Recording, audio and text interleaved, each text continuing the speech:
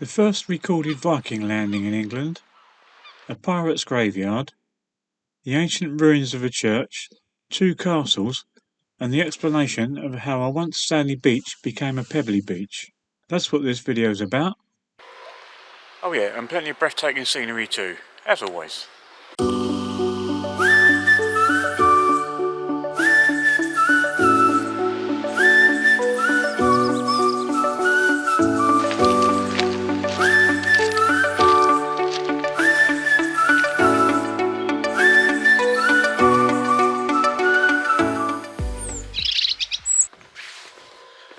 Now when I'm watching YouTube, there's one thing that annoys me, and that's when, this early point in the video, all I've actually done so far is I've told you what the video's about. You don't know whether you're going to like the video or not, and yet the presenter is already asking you to like the video and subscribe.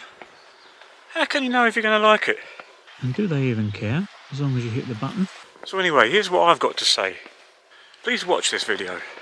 Watch as much of it as you've got time for.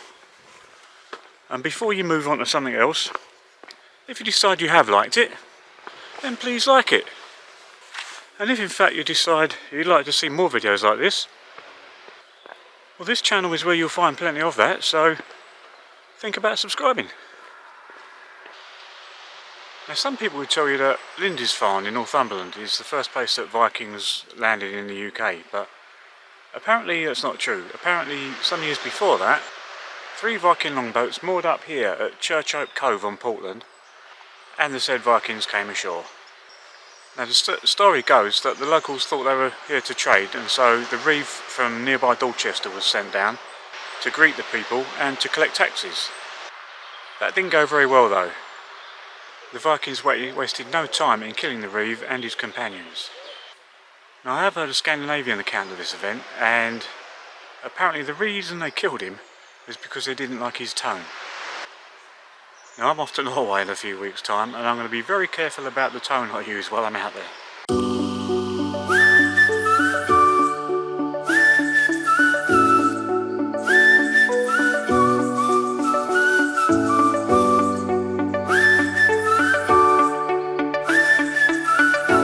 Lovely beach, I have to say.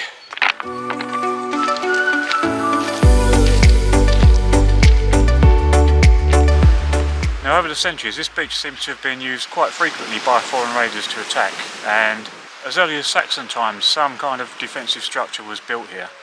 But then Rufus Castle was built in the 11th century and rebuilt in the 15th century, and that's most of the remains you can see today.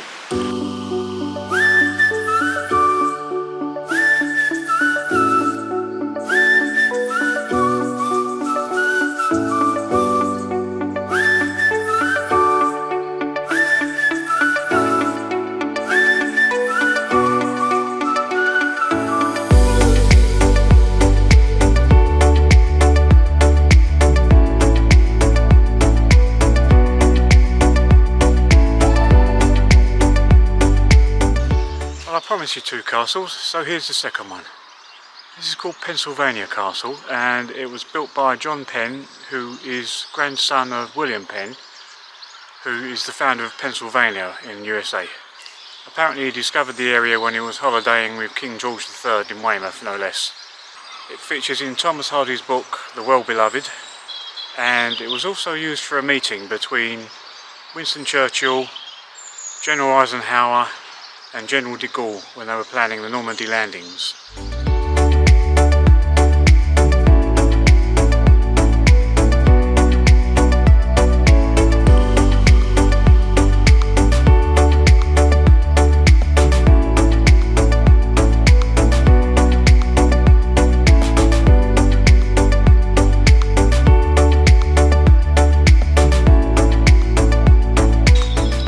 There's been a church on this spot since Saxon times, but the ruins you see around me now are of the St Andrew's Church built by Benedictine monks in 1100. It was twice burnt to the ground by French raiders, and each time rebuilt. I think it finally met its fate through nature when a big landslip completely destroyed the area.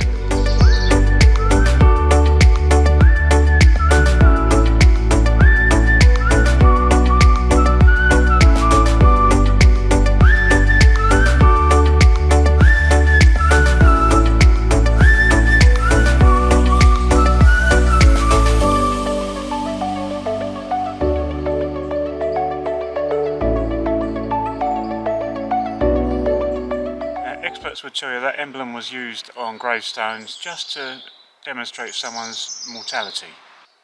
And it doesn't suggest for a moment that it's someone that sailed all across the Caribbean looking for buried treasure. But hey, I don't care.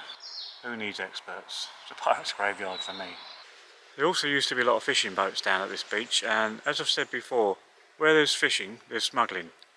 But in all honesty, can you imagine running up this hill with 2 barrels of rum over your shoulders? No, not me. This beach was also used as a landing point for the ships that were shipping the world famous Portland stone to places like London for the building of St Paul's Cathedral and Buckingham Palace even. But that actually is also the reason why it is as it is today, covered in pebbles. They're all just offcuts of the Portland stone blocks that were shipped out from here. They would have just been jagged lumps of rock originally, but over the passing of time for many years, the power of the sea has worn all the sharp edges off, and so you get the pebbles that we've got today. As I said earlier, I'm off to Norway soon, and I hope to learn a bit more about Vikings while I'm there. So when I've done a video about that, I'll link it up here. This one down here will be about Dorset, and this icon down here is the quickest way to subscribe. Thanks for watching, and I'll see you all again on the next one.